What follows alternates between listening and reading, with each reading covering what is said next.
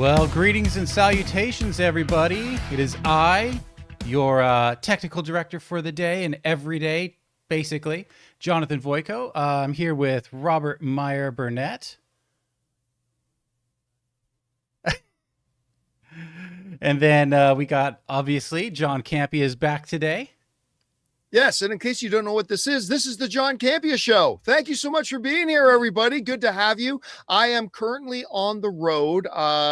We left the great state of Massachusetts this morning. We left after doing our movie meetup in Boston there, and then I spent the day in Boston visiting the JFK Presidential Library and Museum. That was incredibly inspirational.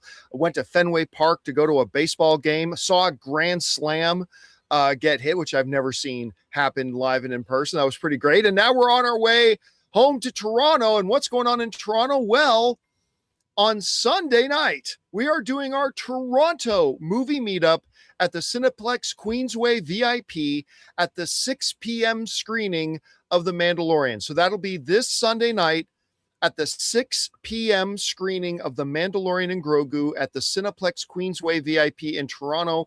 I know the tickets are already selling fast there, so we look forward to seeing all you guys there who are in or around the Toronto area. All right, guys, listen, we need to have a short show today because, well, technical reasons that I won't get into right now, but we do still have a lot of stuff that we need to get to. So let's get things kicked off, and let's start with this. You know, one of my absolute favorite shows on TV right now is House of the Dragon, and they just dropped what they are calling their final trailer for season 3 coming out on June 21st. Now, look, I know most people loved the first season. For some reason, some people had issues with the second season. I don't know what everybody else is smoking. I thought the second season was great. But, you know, that's the beautiful thing about the art. It's all subjective. It all hits us in different ways. But I loved both seasons. And I've been very excited about the third. And I'll tell you what, the marketing campaign and the trailers and teasers that we've had for season 3 already have been good. Like they've been really good. They've been really solid.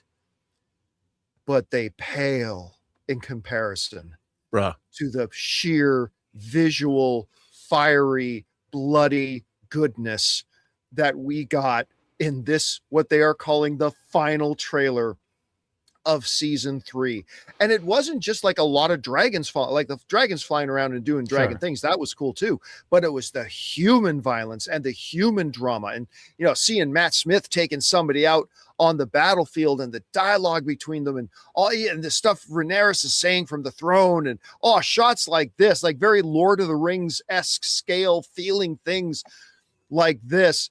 You know, this just looks amazing. Now, whether or not season 3 up to the other 2 seasons or whether it takes a dive in quality, I mean, I don't know. We're just talking about a trailer.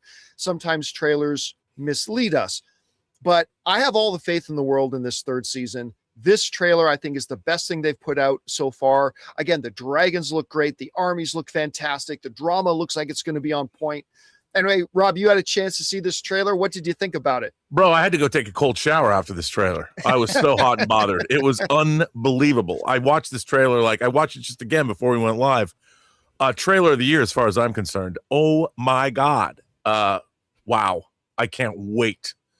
And I know that this season opens with the Battle of the Gullet. Is it the Gullet? It's going to be insane. I cannot wait, John. Cannot wait. What were some of the highlights for you in the you know what I loved trailer? When she says that the queen has a lot of dragons and they cut to the aerial shot of King's Landing, that shot, you know, there's that shot. And then I love when my girl, my redhead, says, you know, she talks something like royalty makes you do terrible things. Yeah, right there. Don't, you know, and I'm just like, yes, it does. Yes, it does. But then the battlefield stuff is all insane. You know, it harked back to the Battle of the Bastards. You know, I got a lot of that feel for that. And I just, oh man, the visual effects of this show are astonishing. And there was a lot of those on display, and unbelievable. I can't wait. You know, the part near the end when Rhaenyra does her best Thor and her best bring me Thanos, like she's like, bring me Aegon the usurper. And listen, like sometimes they take liberties with stuff that happens in the texts, and sometimes they stick to the texts. Like those who have read some of the material, you know what Aegon's ultimate fate is. So I wonder if they're going to stick to that that's in the books, or if they're going to give us something of a, I'll say it, I don't think Aegon's fate in the books is all that satisfying, to be honest with you. I know several really enjoy it and really love it. I think there could be a more satisfying, resolution to him if Rhaenyra is involved in it. So I don't know. That's just me, but I don't know. What do you think is going to happen with Aegon ultimately? Well, I mean, I think you're right that it's a different medium. So whatever happens to him, it's got to be graphic, and it's got to be, as you put it, satisfying. I mean, it's again, I don't know if I hate him as much as Ramsay Bolton, but true. Well, you know what they do? You know what they've done better with this character? Well, I think he's a more multifaceted character for sure. I agree. I 100% agree. And they did that little thing by us witnessing his upbringing. Yeah. Right. And us witnessing, why he has that scar.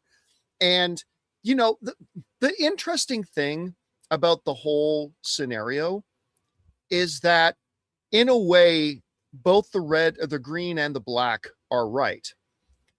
Rhaenyra's side is right in that, yeah, the king picked her to be the successor, period. But at the same time, the greens are right when they're saying, her children are not legitimate children. Right. They are not, at least not all of them, not the first ones that are the heirs to the throne. Like, so when they're correct, they're right about that. And so that's something this whole show has done well. And when you get to Aegon, like understanding like all the things that he went through as a kid too, that have kind of led him to that moment, there's a little bit more empathy, which makes his madness and evil all the more tragic at the same time. Sure. With Ramsay, we never felt tragedy. With well, he was such a mustache twirling villain. Well, yeah. And who was the stupid king in the first couple of seasons of Game of Thrones? Joffrey. Like Joffrey, there was no tragedy to Joffrey. It was just he was vile, and we loved it. Like he was loved just a sociopath. Yeah, we loved hating him and hating Ramsay. But there's something really cool about Aegon because we hate him and we see his madness and all that kind of stuff. But at the same time, there's a little bit of tragedy to his story. So I respect that. And I think that makes the story a little bit more deep. Anyway, guys, question is for you. What did you think about this new and what they are calling final trailer to House of the Dragon season 3? I think it looks spectacular. Whatever you guys think, jump down into the comment section below and let us know your thoughts. All right, guys, with that down, let's move on to this. I don't think it's an exaggeration to say that the single most important piece, not the only important piece, but the single most important piece about marketing a movie is the trailer. Now, the trailer is probably the one thing that will guide and determine most whether or not an average moviegoer decides they want to go and see a movie, which is kind of unfortunate because a trailer, as much as I love trailers, I made an entire documentary about them, but the trailer is a piece of corporately produced propaganda meant to entice you to give them your money. And yet we trust that above anything else. We trust it above word of mouth. We trust it above, third party, no interest involved movie critics. No. More than anything else, we trust the corporately produced snake oil sales pitch by a company who is just trying to get our money. That we trust most. But it is what we trust the most. And we love them. We love movie trailers. Well, every year they honor the art of making the movie trailer. And if you saw my movie Trailers, A Love Story, those are the Golden Trailer Awards. And the other night, they actually held the newest installment of the Golden Trailer Awards. And the big winner on the night was the trailer for Project Hail Mary. Project Hail Mary took home the top prize, which they call Best in Show. For the whole thing. Now, they give away a lot of awards at the Trailer Awards, including like at the Oscars and Golden Globes in different categories. So the top overall prize went to the Chance trailer from Project Hail Mary. So here are a couple of the other ones, though. The Best Action Film trailer went to The Running Man, which, you know what? Think what you will about how The Running Man turned out. I was disappointed in it. It was a pretty damn awesome trailer. Oh yeah, so for sure. Yeah, it took home a best trailer. Let's see, best comedy trailer was the trailer for Anaconda. Again, whatever you thought about that movie, the trailer looked awesome. Best documentary trailer or biopic was for Pee-wee as himself. Let's see, best drama trailer went to Project Hail Mary. Best fantasy adventure trailer also went to Project Hail Mary. I agree with this one a lot. Best horror trailer went to Lee Cronin's The Mummy. Oh, for sure. Because again, however you feel about the movie and how well it didn't turn out, that trailer was sick. It was so good. It got me instantly interested in it. And so there was that. Best music in a trailer went to Project Hail Mary. And stupid category, but best summer of 2026 blockbuster trailer is Disclosure Day, which is rapidly approaching us here. And you know what? There has been a lot of great trailers over the past year. There have been a lot of one, but I'll tell you what, I look at this list, whether it's The Running Man for action, Lee Cronin's The Mummy for horror, Project Hail Mary, these have all been terrifically marketed movies. Of course, Project Hail Mary, I still believe is the best movie of the year so far. We've got some big ones coming yet still. But it took home best overall, best in show. Rob, you saw the list of the award winners for Golden Trailer. What do you think about the winners? And were there any others that kind of stood out to you that maybe you thought would get more recognition? Well, I mean, like you said, you can't judge a trailer by the movie that it's representing, because more often than not, trailers are designed to, sell even bad movies. I've seen great trailers for bad movies. And we did see, I thought the trailer for The Mummy was way better than the final film. But, the thing is, though, with like Project Hail Mary, there's like 3 different trailers. We get a teaser, trailer A, and then the final trailer. Yeah. So I'm curious, because I thought the final trailer for Project Hail Mary was the best trailer. Yeah, I think that was the Chance one. If I'm not mistaken. But yeah, I mean, I don't disagree. Those Running Man trailers, again, The Running Man was a movie. Really like Edgar Wright as a filmmaker. I really love the original source material that I read when it first came out, I think in 1982. But I was really disappointed in the movie, but the trailers were great. All the trailers for The Running Man. I remember I think we saw the first time we ever saw a trailer was at CinemaCon. It was, yeah. And we thought, oh my God, this movie's going to be awesome. Yeah. Like, we were so convinced it was going to be so great. But I don't think that they missed. I think all of these choices are great choices. I mean, because they come to mind.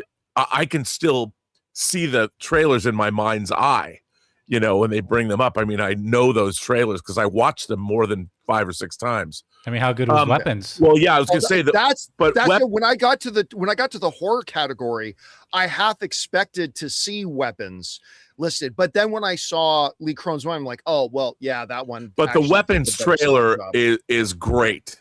It is, yep. Really, really, really good. So. But I mean, it really kind of highlights too the fact that making trailers is such an art in and of themselves, because like we point out a couple of them. Rob, we talked about Running Man, we talked about Lee Cronin's Mummy, neither of which lived up to their hype. Like I love everybody involved with Running Man, and I didn't think Running Man was bad. No, I was just let down by it a little bit, but the fact of the matter is their trailers were so top notch, and they do such a great job. And I talk about on the show all the time that the number one job of a trailer is to take our existing enthusiasm level for a movie, whether it's already high or whether it's low, and just bump it up a couple of notches. And all of these trailers did more than bump up our excitement for those movies, more than just a couple of notches. So good job to the Golden Trailer Awards. Anyway, guys, question is for you. What do you think about the results from the Golden Trailer Awards? Project Hail Mary taking home top prize, other films getting some really well-deserved ones as well. Do you think there are some trailers that got overlooked? Whatever you guys think, jump down to the comment section below and let us know your thoughts. All right, guys. With that down, you know what I think we would do today? We played some overreaction a couple days ago, but we have not played ourselves a game of what's more likely in a while. So we thought we would take a shot at here today. Here's how what's more likely works. I jumped on the YouTube channel a little bit earlier today, and I asked a bunch of you guys, I said, hey, do you have any scenarios for us comparing things as to what might be more likely? A whole bunch of you guys sent in some scenarios. Jonathan's got them gathered up here. So Jonathan, what do we got up here first? Well, we got the intro playing over me. Now I hinted that. Rob, we're going to start with you. All right. What's more likely in this scenario? We're going to hear from CPR, the Blade movie happening, or Blade in a Midnight Suns movie. Wow, that's a good question. You know, I'm gonna say the Blade movie's still happening because there's been so much development work that's already gone into it. Whereas a Midnight Suns movie probably has to have more development work. Although I don't know what's going on behind the scenes, but I'm going to say it's more likely that some form of a Blade movie is going to happen. I 100% agree with you, because I'm not saying a Blade movie is going to happen. You guys know I have my doubts. But as far as what's more likely between that or Blade popping up in a Midnight Suns movie, it's simply this. I just don't believe there's going to be a Midnight Suns movie. Right. I mean, everybody keeps talking about how they want them, but here's the thing. I don't believe Marvel at all believes that is going to be commercially viable. I don't think they consider that a Midnight Suns project will remotely be commercially viable. And again, yes, everybody can go back to the old fallback. Well, they did Guardians of the Galaxy. Yes, 100%, but that is the exception. And I don't think they think they can go back to the well on that. Now, don't confuse that. Would I be interested in a, Midnight Suns movie? I absolutely would be interested, but I just don't think the wider audience would. So while I think neither are likely, I think it is more likely that we do, for all the reasons Rob said. I think it's more likely we end up actually getting the Blade film. All right, what's next? All right, John, we're going to move on here and come back to you on this one. What's more likely in this scenario? From JC, Daredevil Born Again is canceled after season 3 or continues on to a 4th. Obviously the real answer to that question will depend on how well the ratings do with season 3. But since we're not there yet, I hate saying this, but I think it's more likely that Daredevil gets canceled after season 3. I mean, the reality is season 2 was awesome. I loved it. And being as awesome as it was, it still couldn't get the ratings. Not once did it crack the Nielsen ratings top 10. And I kind of expected when the first part of the season didn't get on the top 10, I thought, well, as word of mouth starts getting out there about how good this season is, it'll start climbing up there as we get into the second part of the season. But it never did. And I just don't know what to do after that. Like, all you can do as a producer is make a great show. And then you leave it up to the TV gods. They made a great show. I thought season 2 was fantastic, and it still couldn't get the numbers. They don't break the bank in making it, but it's still a relatively expensive show to make, like way more expensive to make than, Shrinking. So I unfortunately say, while it's not impossible to get a season 4, I think it's more likely it probably gets canceled. Rob, what about you? I agree, but there's also, I totally agree that I don't know if it's so much getting canceled as the 3-season model for streaming is pretty par for the course. Because when you go beyond 3 seasons, you have to renegotiate deals, and a show gets more expensive to make just in general. So unless something's a really huge ratings, juggernaut, most streaming shows don't move beyond 3 seasons anyway. And I think to get 3 seasons out of Daredevil on the Marvel side is pretty great. So I think, like you said, the ratings themselves have not justified unless something drastically changes for season 3. But I don't think it's going to go further than season 3. We can hope. We can hope. I just don't think it's likely. Anyway. All right. What's next? All right, Rob, sticking with you here. What's more likely when we hear from Dan's Gaming, a DC and Mortal Kombat crossover or a Mortal Kombat and Street Fighter crossover? I think a Mortal Kombat and Street Fighter crossover would be probably easier to engineer than a Marvel Mortal Kombat crossover. Or DC? Because, I'm going with Mortal Kombat and Street Fighter. Is more likely. Look, here's the reason. You have to ask yourself the question: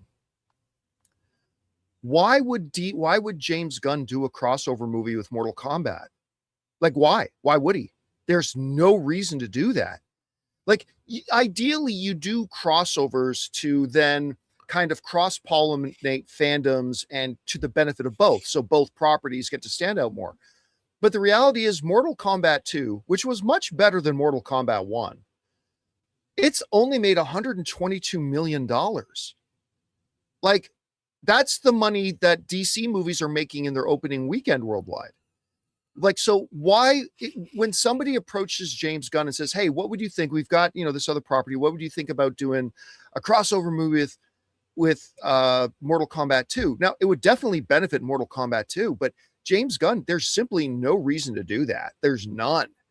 So it would be like me going to Joe Rogan, a flipping nobody that absolutely nobody knows on the internet, and going to Joe Rogan, the world's most popular podcast, say, hey, Joe, what do you think about doing a crossover? It's like, why would I do that? Like, I see the benefit for you, but what's the benefit for me? Right. So yeah, I also don't think we're going to get a Street Fighter Mortal Kombat 2 crossover. However, I think it offers a much more tantalizing situation there, because I think both are going to be roughly the same in popularity and they could help each other out.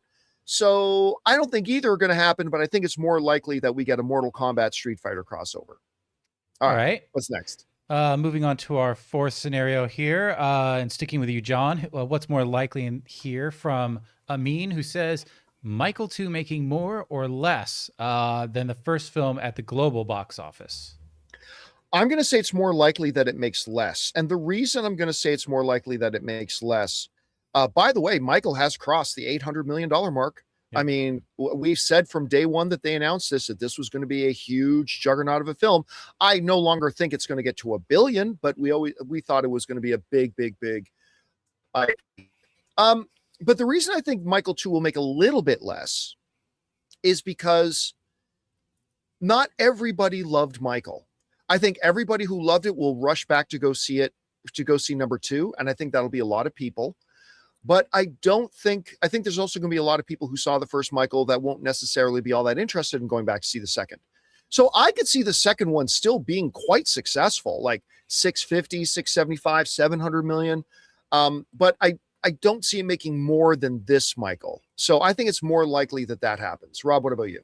I think that you're absolutely right. I mean, I think one of the problems with, I would assume they've talked about going back in time or whatever, but Michael 1 is kind of like Kill Bill Volume 1. Lots of action, lots of fun, lots of toe-tapping excitement. Whereas Part 2 has to be, by definition, a different kind of a movie. It goes to a different place. And I think that is going to be inherently more challenging for audiences and less fun than Part 1, unless they figure out a really interesting way to do it. You know what? I think they are going to absolutely stick with the formula of the first one. I think they are just going to focus on the music. I think there will be references to some things. They'll maybe take 5 minutes out of the movie here and there to address some of the heavier stuff. But I think they're gonna do the second one. They'll stick to the formula. Hey, what did everybody love in the first one? The music. That's what everybody loved. And that, including me. I was dancing in my chair and all that kind of stuff. I think they're going to focus on that and kind of brush over a lot of the other stuff. But I still think it doesn't make as much as the first one. All right. What's next? We got our last what's more likely here, and we're going to go back to actually we're going to go with Rob here. So Rob, Geeky asks, Shrek 5 makes more than Toy Story 5 or the reverse? Ooh, that's a tough one. You know what? I'm going to give Toy Story 5 the edge. I I think that Toy Story 5 has more. It's more for, even though they're both 4-quadrant, I think it's more 4-quadrant. And I'll tell you something. It also has the older audience. I think older audiences are more interested in the Toy Story franchise than Shrek. So you've got like people like myself. I would go see Toy Story 5 without kids. I don't know if I would go see Shrek 5. I would Taylor. absolutely. I would absolutely go to see Shrek 5 myself. I don't give two craps about F the kids. I want to go see Shrek 5. Well, I want to go see Shrek 5. I am dying to see Shrek 5. That's because you're a movie fan. I mean, yeah, but people love Shrek. Here's the thing. I think, now I'm not saying this is going to happen. I'm just going to say, I don't think this is outside the realm of possibility. Okay. I'm not saying it is going to happen. I'm just saying this is not outside the realm of possibility. I think at the end of the day, when you end up and add up the total combined box office worldwide of Toy Story 5 and Shrek 5, I think you could be talking about $3 billion. Now, again, I'm not saying that it's going to do that. I'm just saying I'm not going to fall out of my chair in shock if it does, which of course would average out to about 1.5 each. Oh man, to me, this is the toughest one of this entire list because I think both are going to be massive successes. I think they're both going to be fantastic. I'm going to say Toy Story 5, though. I think it's more likely that Toy Story 5 ends up being the one that makes a little bit of a richer history, a little bit more success in its track records. This is coming from Pixar. We haven't really seen a full trailer for Shrek 5 yet to know really how it's going to feel. Especially the new trailer for Shrek 5 or for Toy Story 5, Rob, looks fantastic. And like I've seen it with a couple of audiences now that cheer when it comes on. And so I think it's going to be closer than you might think. And I think they're both going to be wildly successful, but I'll say it's more likely that Toy Story 5 ends up making more money. All right, guys. And that will wrap up today's session of What's More Likely. Thank you to everybody who sent in your scenarios. Keep your eyes open on the YouTube channel and the community tab there for the next time we put out a call for submissions, and maybe you'll see your submission on the next round of What's More Likely. Okay, guys. With that down, let's move on to this. Do you want to pay the bills? Oh, actually, that's a really good idea. You know what? Before we get on to our main story here today, we're going to take a second and thank a couple of sponsors of today's episode of the John Campea Show, our friends at BetterHelp and Pocket Hose. We want to take a second to thank a sponsor of today's video, Pocket Hose. Guys, I'm excited to tell you about the world's #1 expanding garden hose and their brand new product, the Pocket Hose Ballistic. As you guys can imagine, I'm not exactly gentle with my gear. I drag hoses across concrete over the pool, yank them around corners. I even coil and uncoil them all the time to put them in my camper van when I go out on my movie meetups. And generally speaking, a lot of them don't last. But the Pocket Hose Ballistic has been a totally different story for me. It's incredibly durable, super lightweight, and just makes the whole job easier. One of my favorite things is how simple it is to use. You turn the water on, it expands. Turn it off, it shrinks right back down to pocket size. And it's reinforced with a liquid crystal polymer, the same kind of material used in bulletproof vests. Plus, it comes with the pocket pivot, which gives you 360-degree rotation at the spigot so it moves with you instead of fighting against you. And now, for a limited time, when you purchase a new Pocket Hose Ballistic, you'll get a free 360-degree rotating pocket pivot and a free thumb drive nozzle. Just text Campea to 64,000. That's CAMPEA to 64,000 for your 2 free gifts with purchase. Text Campea to 64,000. Message and data rates may apply. Guys, we want to take a second and thank a sponsor of today's video, Hims. You know, one of the hardest things about trying to lose weight is just figuring out what actually works. Because we've seen them all. There are a million trends, diets, and gimmicks out there, and honestly, it can get overwhelming. And that's why weight loss by Hims really stands out. Hims now offers access to an affordable range of FDA-approved GLP-1 medications, including the Wegovy pill at its lowest price ever, and the Wegovy pen. With Wegovy at Hims, lose up to 20% or more of your body weight when combined with diet and exercise. It helps you you regulate your appetite and eat less, so success is within reach. Plus, Wegovy is the first ever and only GLP-1 available in a pill for weight loss, so there are no needles needed. And the process is extremely convenient. Everything happens online. You connect with a licensed provider who determines if treatment is right for you, and if prescribed, your medication gets delivered right to your door. No insurance necessary. Ready to reach your goals? Visit hims.com/Campea to get a personalized, affordable plan that gets you. That's HIMS.com/Campea. hims.com/Campea. Based on advertised cash price for 30-day supply of medication only. Membership required, fee not included, and billed separately. Weight loss by Hims is not available in all 50 states. Wegovy is the registered trademark of Novo Nordisk AS. To get started and learn more, including important safety information, Wegovy clinical study information, and restrictions, visit hims.com. And thank you to our friends at BetterHelp and Pocket Host for sponsoring today's episode of the John Campea Show. All right, guys. With that down, let's talk about this.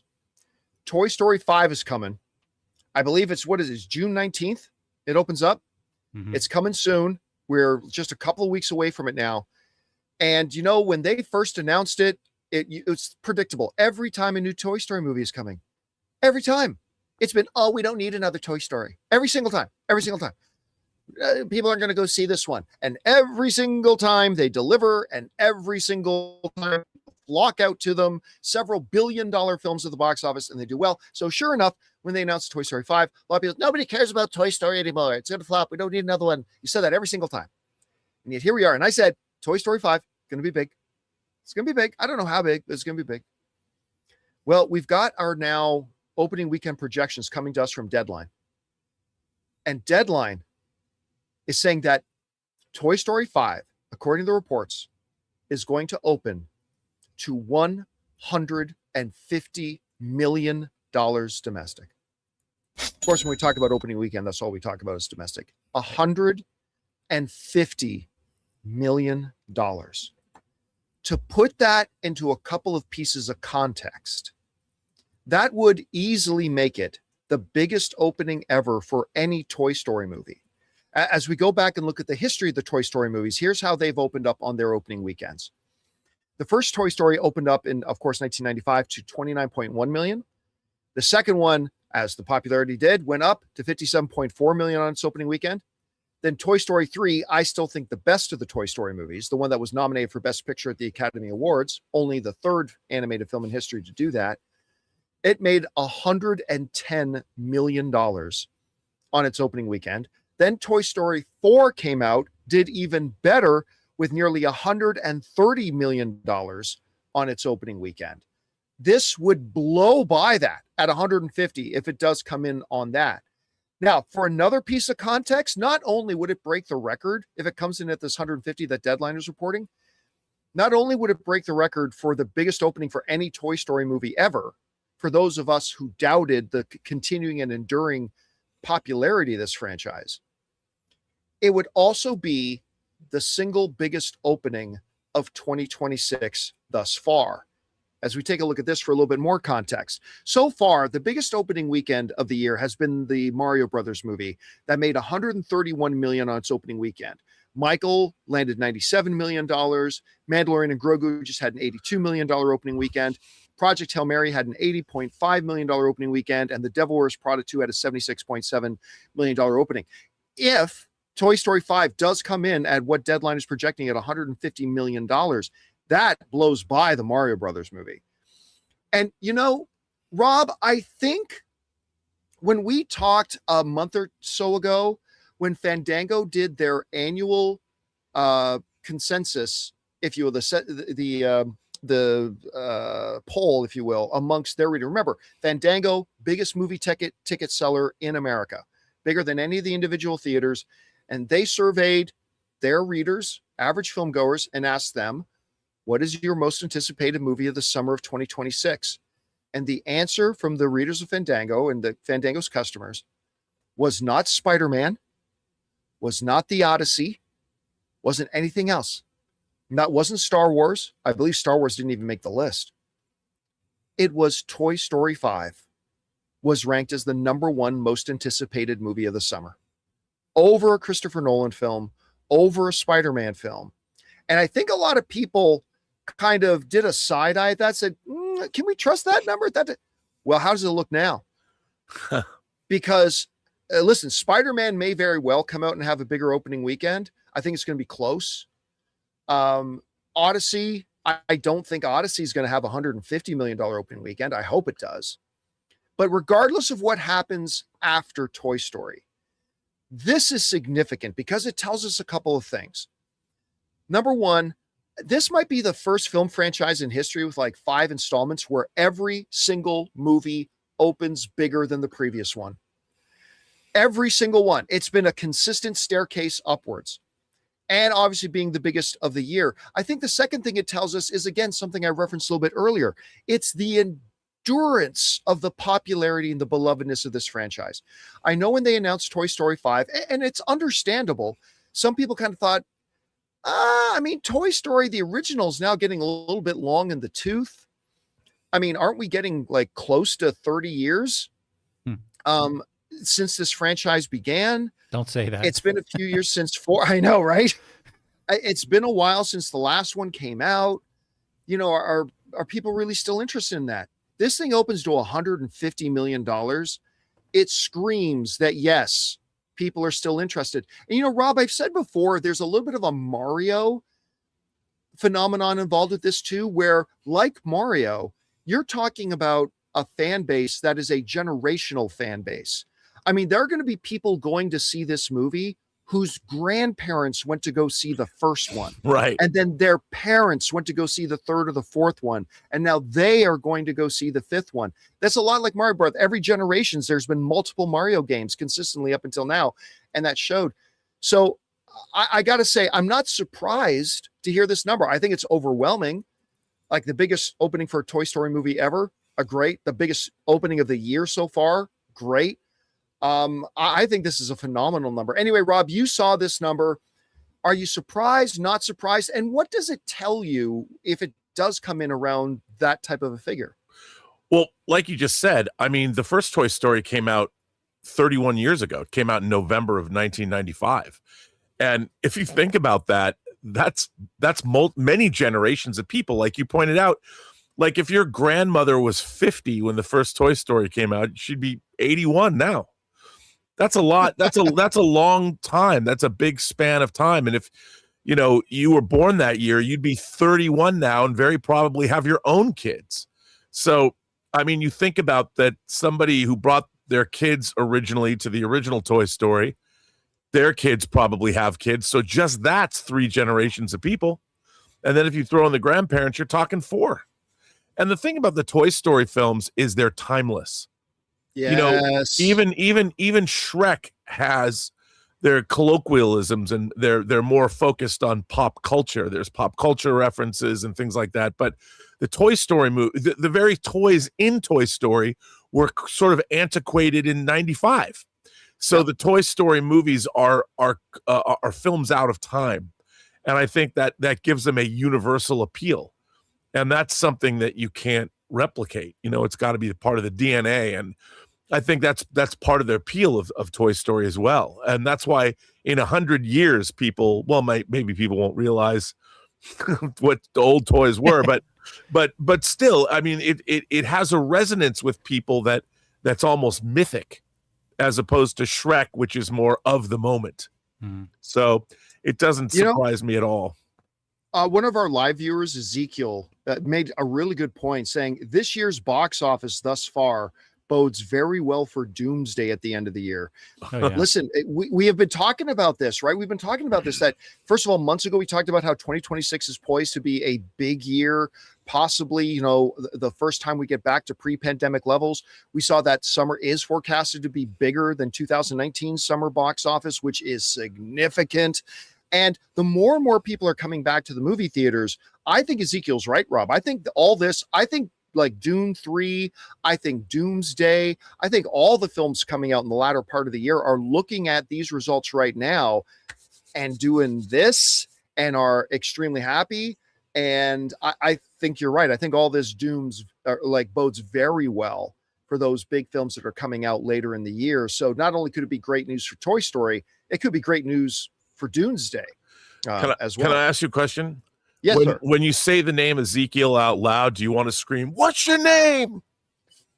You know, honestly, I'm gonna feel terrible for this. You know, the first thing that comes to my mind, besides the Old Testament prophet, when I think of Ezekiel, I think of what's the name of it? I think it's the originals. I think of the Oh yeah. I know that sounds stupid, Yeah. but I think of the originals a little bit, oddly enough. Anyway, guys, question is for you. What do you think about this? Toy Story right now is being reported by the trades is being projected to have $150 million opening weekend. Unbelievable. If it does that, not only will it be the biggest opening for any Toy Story movie ever, a franchise that's had several billion-dollar films, but it would also make it by far the biggest opening weekend of any film so far this year. Are you surprised? Not surprised? What does that tell you? Whatever you guys think, jump down to the comment section below and let us know your thoughts. And all right, guys, that'll do it for today's installment of the John Campea Show. Thank you so much for being here and making our little show part of your day. Big special thank you to the thousands of you guys in the live chat. I love reading along with you guys and the conversations, your comments along the way. I really appreciate that, and it makes doing my job even more fun. So thank you for that. Also want to thank our technical producer, Mr. Jonathan Voico. See you guys later. Writer, director, producer extraordinaire, Robert Meyer Burnett. I'm going to no clip out of reality for real now, John. And I am now going to start driving again, heading towards Toronto. I'm heading back home now. I haven't been home in a while. I'm looking forward to it. We'll talk to you guys again on Monday. And for those of you in the Toronto area, I'll look forward to seeing you guys at our movie meetup once again at the Cineplex Queensway and VIP in Toronto at the 6 p.m. screening of Mandalorian. I'll look forward to seeing you guys then. That'll do it for me for now, guys. My name's John Campea. And until next time, my friends, bye-bye.